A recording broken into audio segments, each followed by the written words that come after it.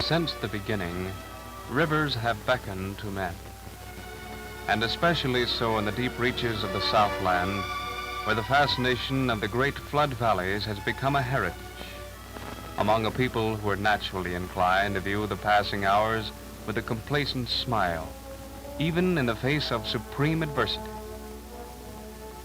And as a river etches its rises and falls, its violent twists from former beds in lasting scars along its banks, so likewise are the lives of humankind recorded in imperishable chronicles above. For truly, as the ancients have said, it is written. Here in the hall of human records is the keeper of the books, eternally aware of the fate of all, to whom the destinies of the humblest of the human race are as engrossing as those of conquerors. Thus it is entirely fitting that we pause to scan a single page in the life story of one of millions of peaceful families which dwell along the river, serene in their enjoyment of simple things daily renewed. And as we watch, the moving finger notes the coming of a new and tiny addition to its number. For here in the modest cabin of Zeke Ellis, there occurs a commonplace event, one of little moment to few but the occupants therein, and to the immortal recorder above, the arrival of Zion Ellis. It is a matter of patient waiting to all except Zenobia, mother of Zeke's small brood, and to Granny Lee, the neighborhood midwife. For Granny Lee, an interpreter of age-old secrets, is hearkening for an omen that augurs well for the newcomer.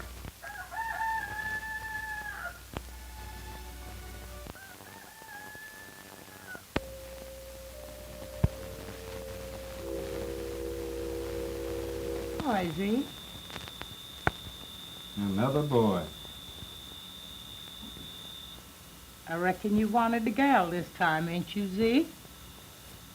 Granny Lee, I am not so particular about gals, but boys seem to have a hard time in this country, especially colored boys. They sure does. But Zeke, that child was born for good luck. Your rooster crowed 3 times just before he was born. Sure enough, 3 times? He sure did. I am relating all this because there was something uniquely appealing about Zeke Ellis and his family, something which set them apart. Sensing this, I took occasion from time to time to pry into the privacy of their lives. As you know, the path of any man is beset by trial, especially that of one who lives beside the Father of waters. And so it was that 8 years later the river rose and thundered.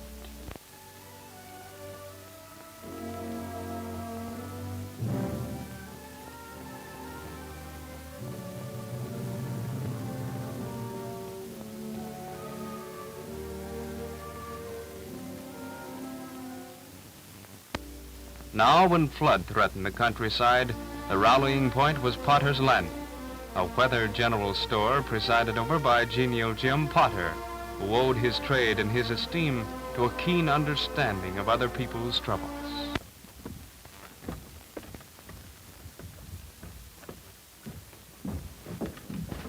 Mr. Potter, what you gonna do with this bed that came down on the boat from Floresville yesterday? Put to one side. You fella liable to want something to eat before you get to Carterville. Okay. And toward this refuge, as swiftly as their limited means permitted, hurried Zeke and his loved ones.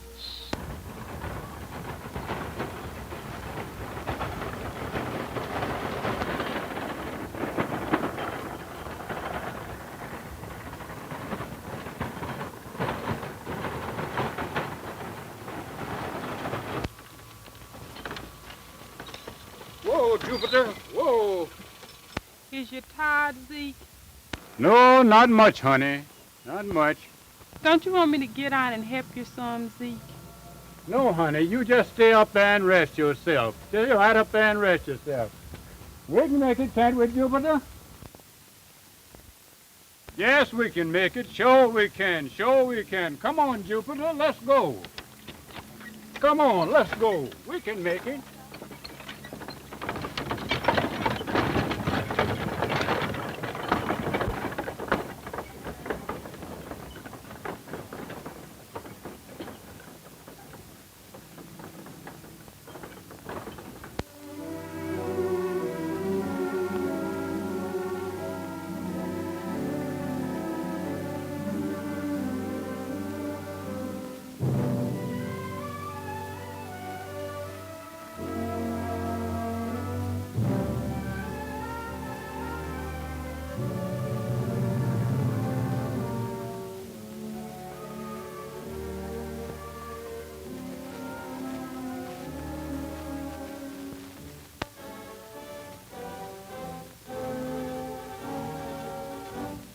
Spudky, what I'm gonna do with these sausage?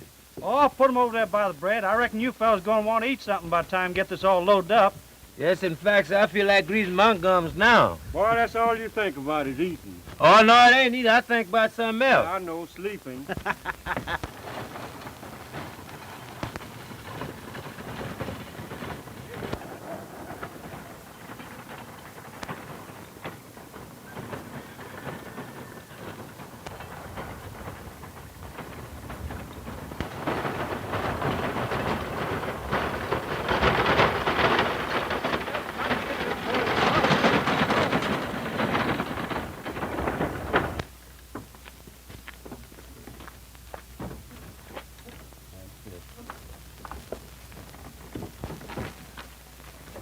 Hey, Zeke, what's going on around here? Where's the other mule, Zeke? Well, Mr. Potter, I turned that rascal out the other day to do a little grazing there. I tell you, he must run away, 'cause I ain't seen hide or hair of him since. Must have got bogged down in the swamps, Mr. Potter. Yeah, I lost a couple of them there last week myself, Zenobia. Look here, Zeke. You can't get up the hills without another mule. I know, Mr. Potter, but I just can't give up now. I've just got to do the best I can. And mules cost money, you know. Where's those kids of yours? Oh, they here. You Zebedee, Zachariah, Zion, you come here, boys. Come here, quick. Zebedee, you and Zach could go down to the barn and catch two of the best mules you can find. Bring them right back here. Yes. Zeke, how you fixed for grub? Oh, we got plenty, Mr. Potter. We got plenty. Pa, you know, me and Mom ate the last piece of meat for supper last night. Well, Zeke, tell me, what'd you have for breakfast this morning? Why, we had. Pa, you know we ain't had nothing. But, Ma, don't you know me and you ate the last 2 pieces of cornbread for breakfast? Zion, you climb up on that wagon, get the biggest tow sack you can find, and throw it down here, will you? Yeah. And Zeke, listen, you take that sack and go on in the store there and fill it up with grub there, see? Take all you want to. Go on, then Zenobia, you go on with him then, and you find some sausage and some oil and some fresh bread right there by the door. And you help yourself to anything you find there, see? Go on, do that now.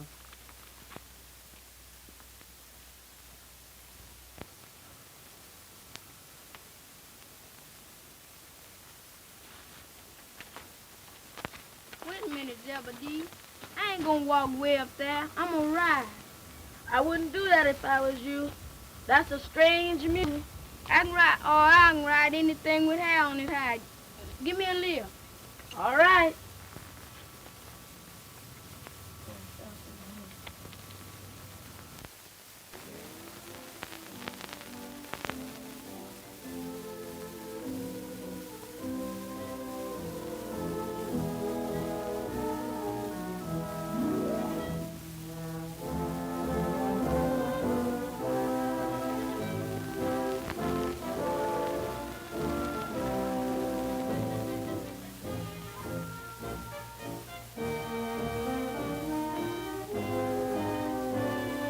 Oh, it sure will provide. Sure did provide this time. I'm kidding.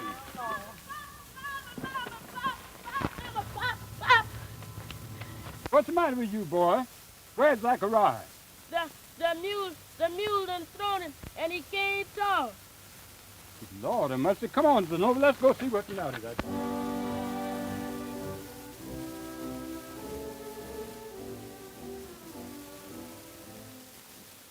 You reckon he'll ever come to, Mr. Potter? Now, Zenobia, don't you go worrying about that boy. He'll be all right in a day or so. Of course, he got a pretty bad cut on the side of his head. Well, you have to get him to a doctor in the next day or so. Don't even have that bad scar on his face, won't he, Mr. Potter? He sure Well, will. Mr. Carter, I'll get that boy to the doctor. I'll die trying. Yes, sir, I'll get him there, even if I have to take him down on my back. Oh, you won't have to do that, Zeke. Say, Josh, you and Ples go round up them 2 mules of his and hitch 'em up the wagon. Yes, sir.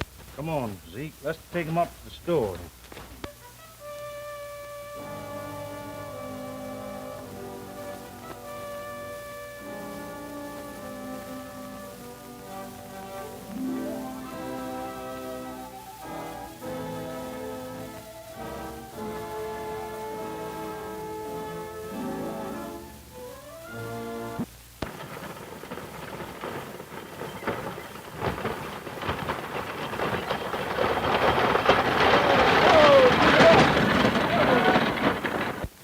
Let's see if we can get this gate open.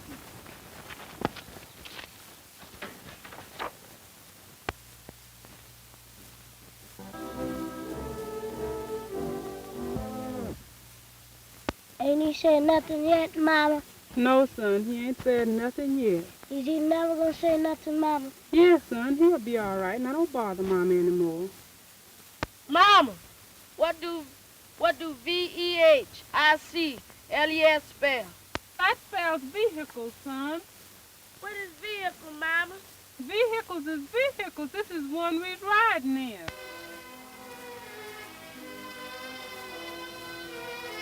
And that's a vehicle.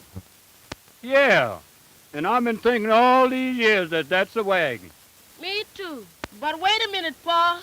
This paper says no vehicles on this road, and it has the sheriff's name signed to it. I can't help it, son. Whose name has got signed? This is the shortest way, and we've just got to take it. Come on.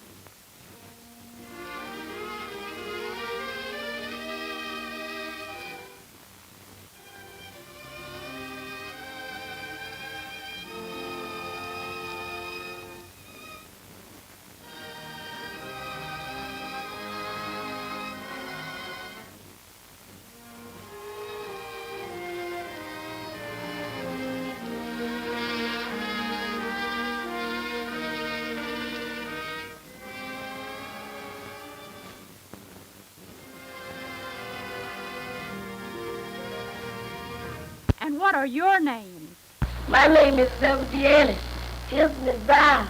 And where are your parents? You mean my mom and my papa? Yes, where are they? We ain't seen them since yesterday evening. Where were they then? We don't know. We was all crossing Whitehall Creek when the levee broke. And we ain't seen Ma, Pa, and Zachariah since. And who is Zachariah? He's our brother. He got hurt at Spotter's Landing when the mule throwed him, and Pa tried to get into the doctor when the levee broke and dumped us all into the water. We'll find them. Won't we, Zach? Yeah, You poor little fellas. Can I help you, Miss Brown? Yes, Captain Jason. These little youngsters have become lost from their parents. And I think we should do something for them right away, don't you? Why, of course. So you're two little orphans. No, so he's colored boy. Where we gonna find Mama, Papa, and Dad? Oh, we'll find them all right. But don't you start no more crying. We'll find them. Zebedee, what makes lemons great? Mama says don't nobody know that except in the... Lemons great? Sure they done. Does the Lord ever tell us? Yes. You'll have to ask him that yourself. Is there any lemons in heaven? Sure there is. Didn't you hear the deacon say everybody has to cross the River Jordan to get to heaven? Yeah, folks on the levee trying to break rules, trying to get across the river. Zion, you asking too many questions. Hello. Hello. My name's Wesley Hill. What's yours? I'm named Zion Ellis. Is that so? You're so quick on the trigger, I thought perhaps you might be one of the James boys. I don't mind him. He don't know any better. Oh, that's all right. But what's your name? I'm named Zebedee. Zebedee Ellis. Does you live around here? Not on your sweet life. I'm from up north. Why, the only owls you see are on cigar boxes and in the zoo. Does the levee break up moth too? Listen, kid, where I come from, we're lucky to get enough water to drink. We use all our extra water for making lemonade and soda pop and taking baths. I wish I was up there, don't you, Zebedee? You'll never get up there by wishing. Well, how can I get up there then? Son, don't ask so many questions. Oh, that's okay. I'll tell him. You see, kid, it's this. If you haven't got enough money to pay your way on the train, you walk. Oh, it isn't far. Just about 600 or 700 miles. Most of the big guys from down here grab an armful of freight and hobo it. Is that how you got down here from up north?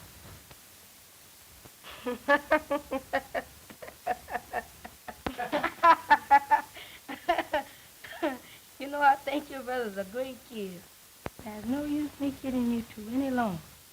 Those people up at the office know that your mother and father won't be back. How come? Well, they're dead. They don't know what happened to your other brother, but they're planning on sending you and the little fella here to an orphan home. But if you take my advice, you'll clear out before it's too late. Go anywhere, but don't let them send you to an asylum. I know what I'm talking about. I've been in one. See you later.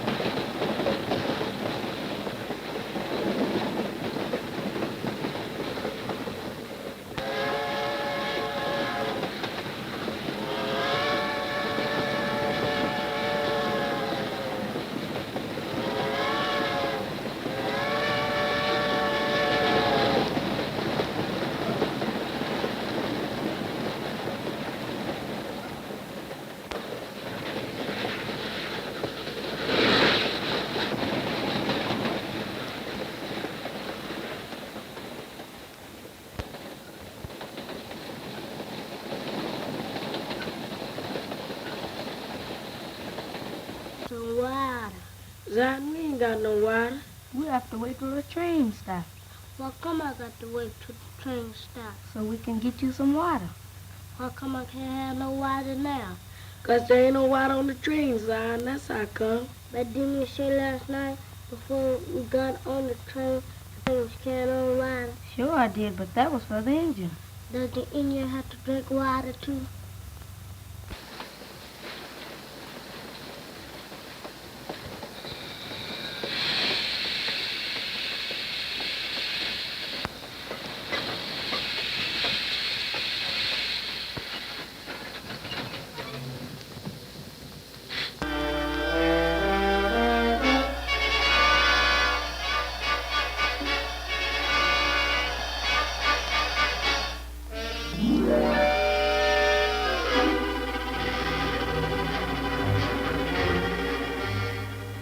Is he gonna bring you some water too, Zebedee? Yeah. Did you ask him to bring you some? Zion, how come you have to ask so many questions? But didn't Mama say when you want to know something to ask somebody? Didn't Mama say that? Yes, Zion. She.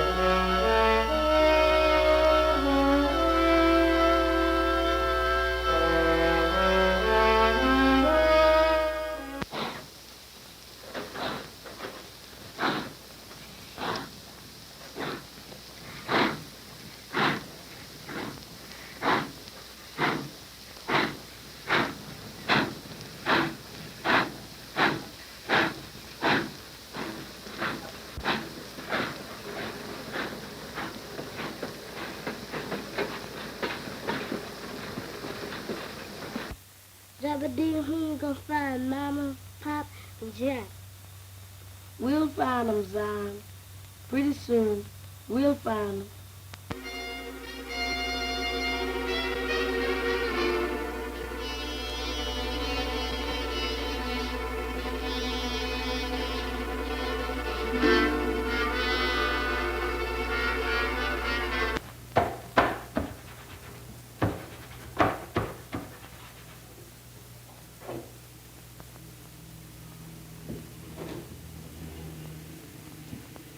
No, that's all right.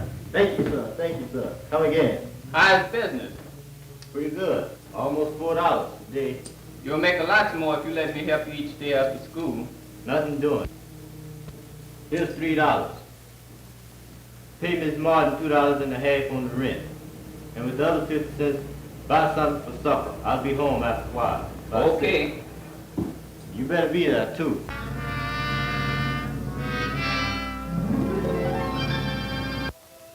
Battling against great odds in a big city, but with the inherited will to win surging through their veins, Zebedee and Zion are slowly but surely gaining ground.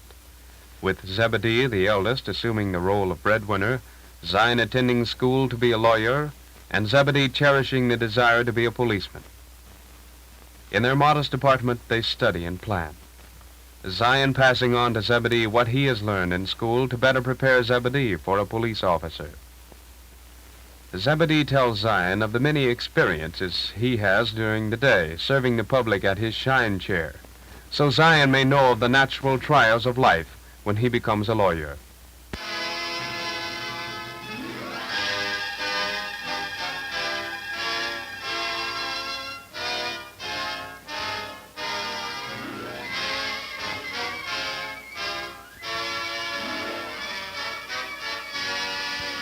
As the pages of time turn, Zebedee has reached his goal. He is now an officer of the law, willingly serving the people as he did at his shine chair, thinking only of rendering help to others, and still keeping his guiding finger on Zion through his remaining short period in law college.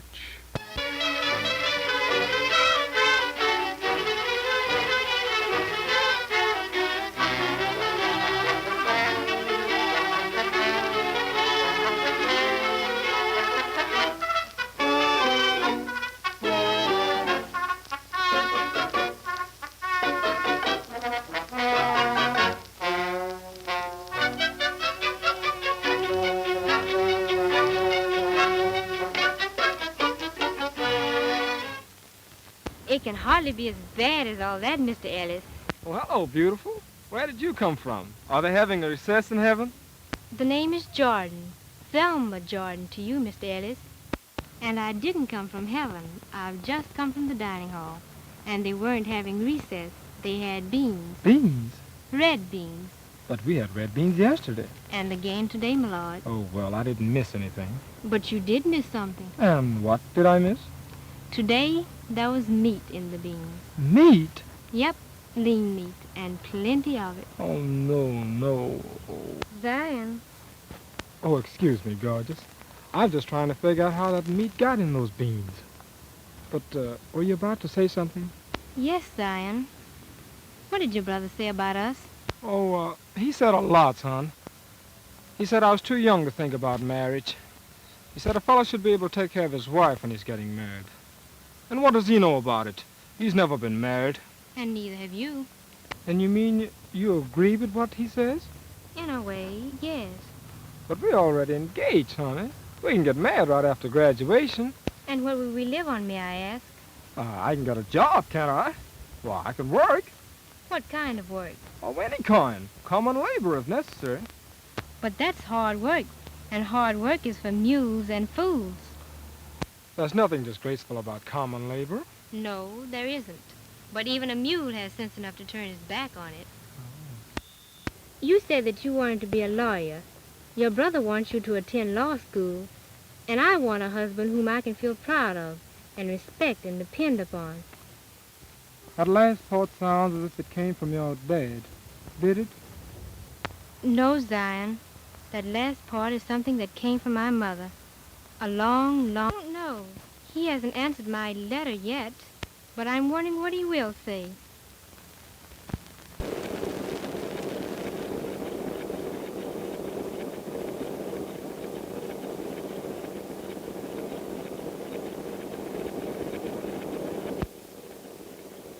And if I hear any more about this marrying business, I'll put you across my knees and... No, you better not put that in. She's too big anyway for that. Put it this way, and if I ever hear any more... No. Just tell her I think she's too young to get married anyhow. And don't forget to enclose the usual check.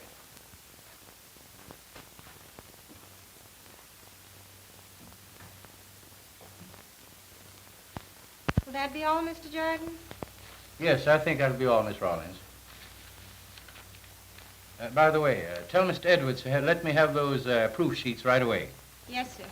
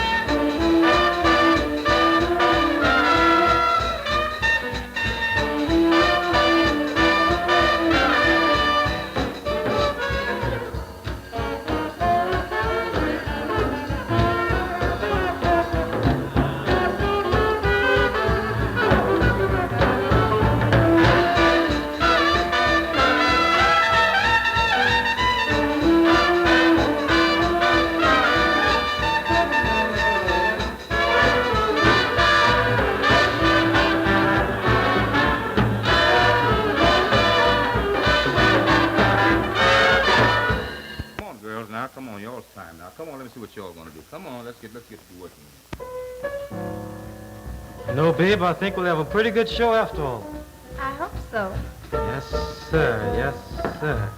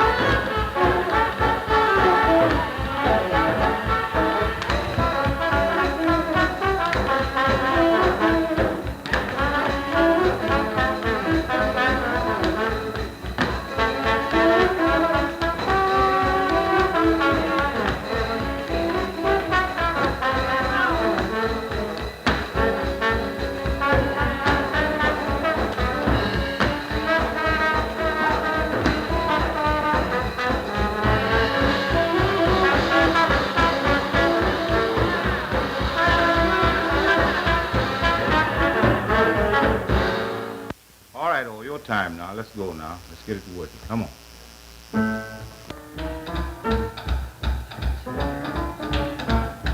Mr. Jones, you're wanted on the telephone. Thanks a lot, girlie. Excuse me, babe, I'm on the telephone. Just be sure it's a telephone, Derby. I might come in to see. Don't get frantic, sugar. Don't get frantic.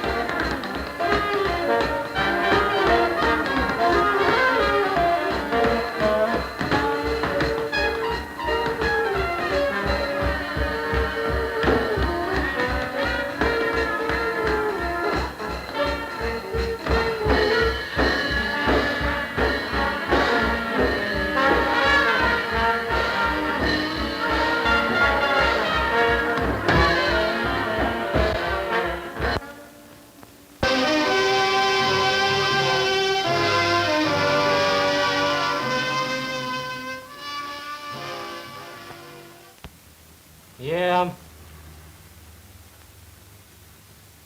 When did they get him? Who got him, Ellis? Okay, bail him out and send him right over.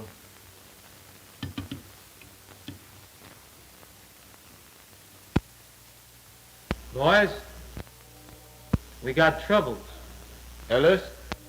Yeah. He got hit again last night and they're holding him without bail. They put the screws on Hickey, but no dice.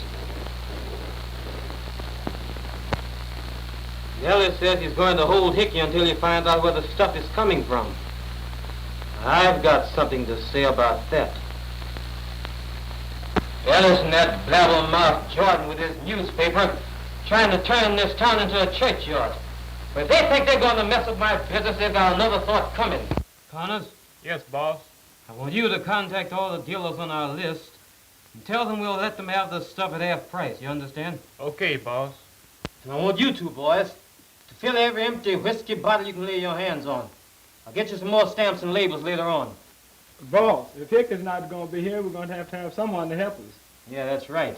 Well, who do you know that you can trust? Not anyone at the present. Say, boss, it's a deep and dumb guy stays down on Center Street. He does odd work, but he's kind of cracked. All right. Get him over here and put him to work. The dumber he is, the better he is for us. That's all, fellas. Okay, boss. Hello, Pop. Hello, darling. Gee, Pop. You look as though you've been worked all day and didn't get paid for it. That's just about what it amounts to, my dear. I was only kidding, Pop. But what's the matter? Is there anything wrong? Read this.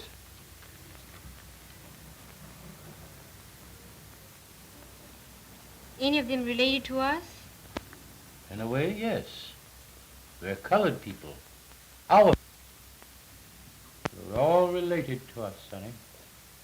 We're all colored people. They're all related to us, our people. All one blood. Yes, I know. But what is this to do with you? Your job for the police. You know, it is a job for police. But what concerns the police concerns every civic-minded person in this nation. And that, my friends, is exactly why you have been asked to come here. There is among you a minister of the gospel. The denomination is not important, for there is only one God.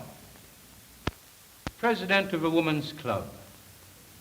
Women must be given consideration in these matters because no race or nation can ever hope to be greater than its women. And then a nurse whose duty it is to administer to our physical ills. A teacher upon whose shoulders rest the responsibility of educating our children. And a retired businessman who is familiar with all the ramifications of barter and trade. A young but efficient attorney at law to fight our legal battles. A society leader whose association with culture lends color to our efforts. A domestic worker whose association and contact with other peoples of other races is a valuable asset. A housewife and mother, the guardian angel of our homes, a laborer who represents the hewers of wood and the drawers of water that are so plentiful among us. And last but not least, a representative of our younger generation, upon whose heads will be heaped the fire of racial retribution, unless as a people we get together now and do something about this crucial situation. Think of it. 36 human beings, 25 of whom are colored, have lost their lives in recent race riots. right here in our city. A total of 17 persons, colored people, have died from the drinking of poison liquor that is being made and bootlegged right here among us. Day after day, we read of strikes, discrimination, and other racial conflicts. This news comes to us from all parts of the country. The situation has become grave, critical, and now an insidious attempt is being made to lay the blame for the spreading of a wave of racial unrest at our feet. Our press has been accused of stirring up ill feelings among our own people for the sole purpose of selling papers. As leaders of our chosen fields and communities, it is up to us to get together now and do something about this thing, something that must be done now. In the immortal words of Frederick Douglass, let me remind you that action, not criticism, is the plain duty of the hour. Words are only useful as they stimulate to blows. The officer's speech is only to point out when, where, and how to strike to the best advantage. There is no time for delay. The tide is at its flood. From north to south, from east to west, the sky is ablaze with now or never.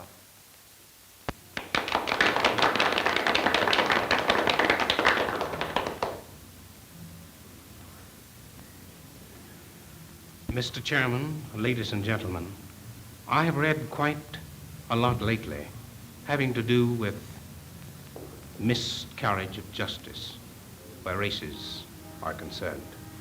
And I'm particularly interested, as I know you are, in having this country of mine go on record, yes, historical record forever, as being a country where all men might receive justice at the law and in the law. The greatest representation in the world today needed by men, and especially by men of the Negro race, is that somebody down at the district attorney's office of Negro blood and heritage have the privilege to have something not only to do with bringing men in from the street, but administering the justice after they have from the street. And so it is that I'm suggesting here today, not that we accuse this one or that one, this racial group or the other racial group, but that each of us take our responsibility, our individual and collective responsibilities, and act in accordance with the opportunities which are ours. And so I suggest that we think seriously about the fact that no law can actually be definitely, positively, that does not give every man an opportunity not only to stand before that law feeling that it will be just, but to have to do with the exercise of the powers in that law.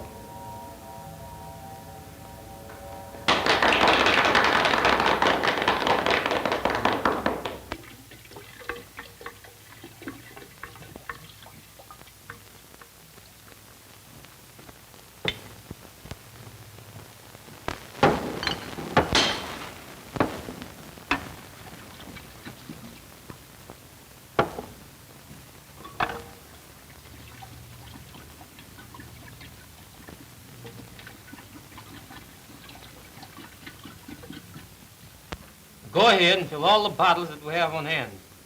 And make no deliveries to anybody unless I give you the word, you understand? What about those 6 cases to the Blue Goose? I said no deliveries. But what's up, boss? Is anything wrong? You fellas ever read the newspapers? Any more questions? No, boss. Okay, boss, but I can't see how this is gonna hurt us any. That's just why you're working for me instead of me working for you. I can see farther than you can. With young Ellison as deputy city prosecutor, handling colored cases, and his brother Zebedee has held the vice court in this precinct, why Jordan is playing a three-way combination that even we can't beat. Jordan has been doing a lot of talking up until now, and now he's done something. It means our cue for us to roll over and play dead until things cool off. Anybody got any objections? No, boss. Okay. Okay, now that's all. You fellas hang around and take it easy. I'll be in my apartment if anything happens. Right. But what about that dummy, boss? Oh, keep him on. He ain't no trouble.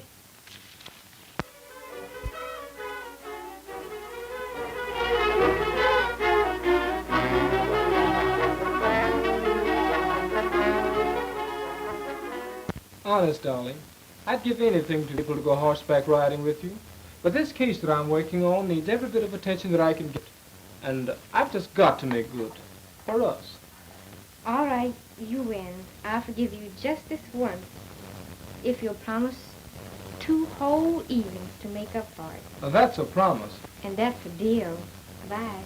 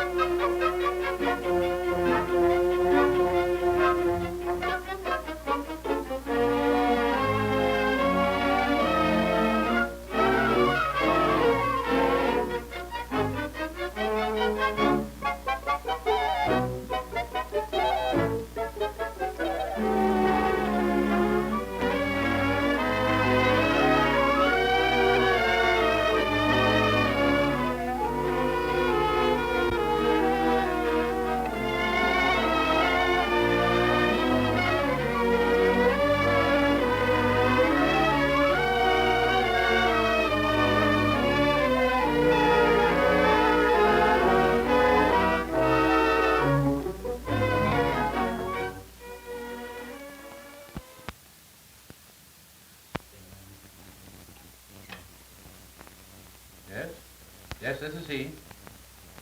What? All right. I'll be right over.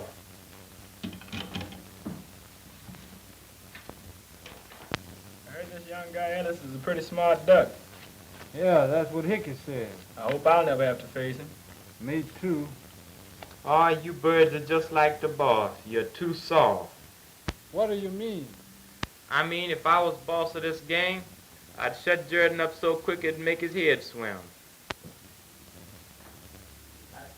Just what would you use to shut him up with? Well, he's got a daughter, hasn't he? That's right. And he loves that daughter, doesn't he? That's right again. And if he thought something would happen to that daughter if he didn't leave us alone, he'd stop, wouldn't he? Well, I don't know about that. You mean you'd kidnap Jordan's daughter or something like that? Exactly. Well, you can deal past me, brother, in that kidnapping game. I'll go for bootlegging, crooked dice, Chinese lottery, anything like that. Kidnapping, that's out. My man, the government would put you so far back in jail, it'll take $3.06 to send you a penny postage.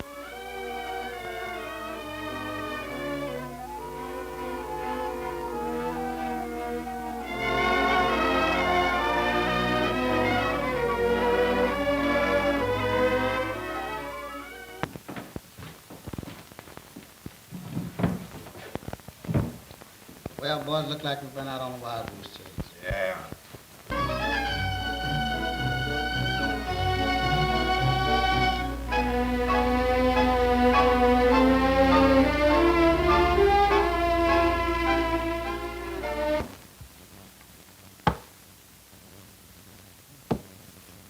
Your place.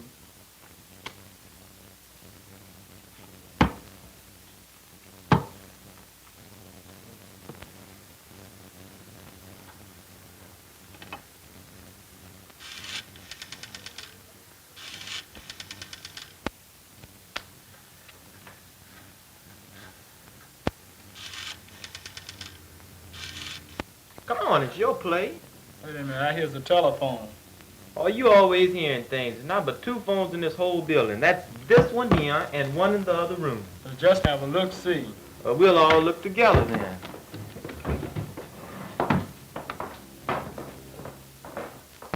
Yes, but where is she and who are you?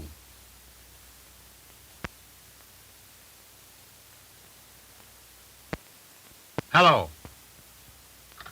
Hello. That was a tip-off on Zelma Jordan, but whoever it was hung up before I could find out where she is. Get out the switchboard and trace that call. Step on it.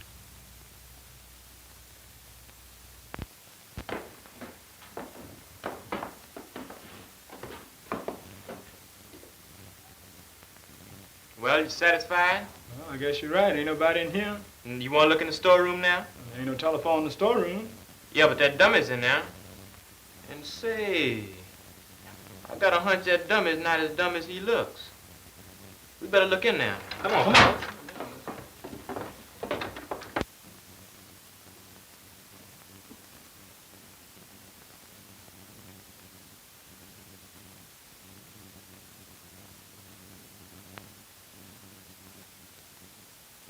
Sam, you and Joe go downstairs. I'll take care of this up here.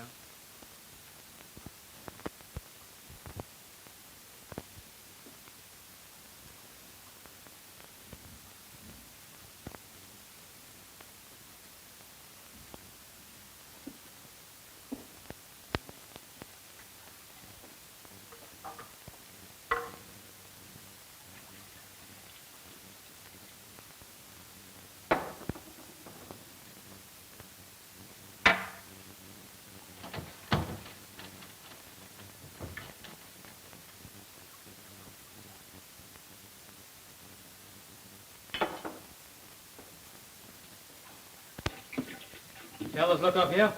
Yeah, ain't nothing up here but that dummy. How about that room? Oh, I couldn't get in there, boss. The door's locked. Who's got the key? I got a key. All right, I'll open it up. Get a move on you.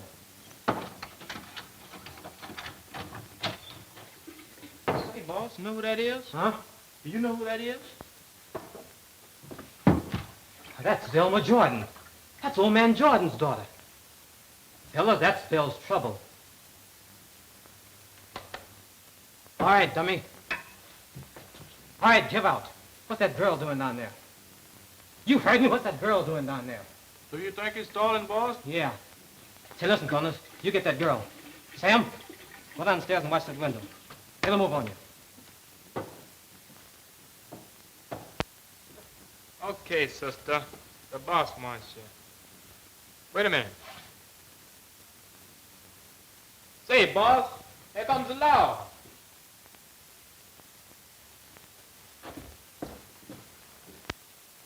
Yeah? Take cover, men.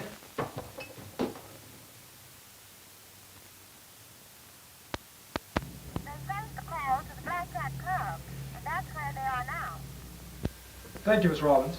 Thanks.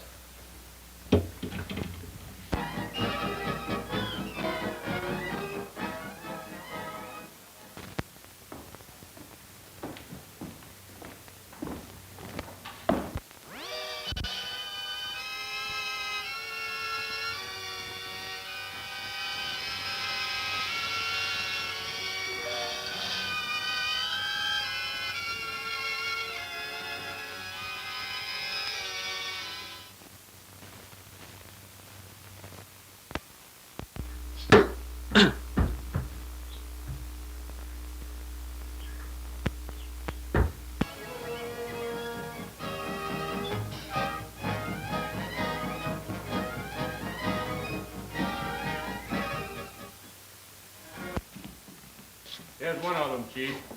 Yeah, that's one. There's another of them, Chief. Yeah, that's one. There's two more around here somewhere.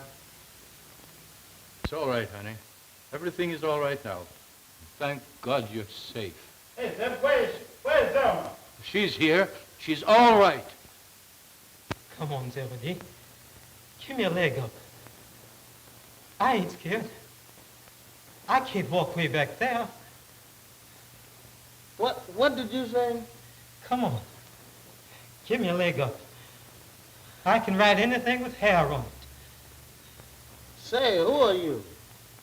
My name is Zachariah. Zachariah Ellis. Honest, mister, we ain't stole nothing. We ain't stole nothing. Mr. Potter told me and Zebedee to go get these mules and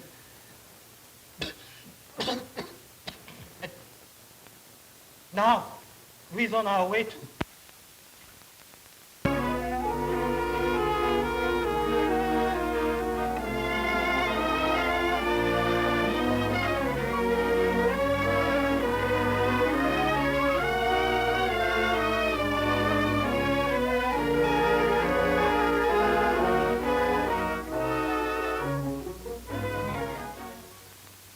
Is he dead, Zeb?